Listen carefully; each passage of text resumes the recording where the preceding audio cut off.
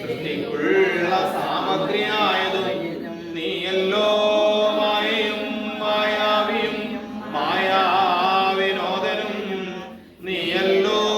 മായയെ നീക്കി സായുജ്യം നൽകുമാരിനും നീ സത്യം ജ്ഞാനമാനന്ദം നീ തന്നെ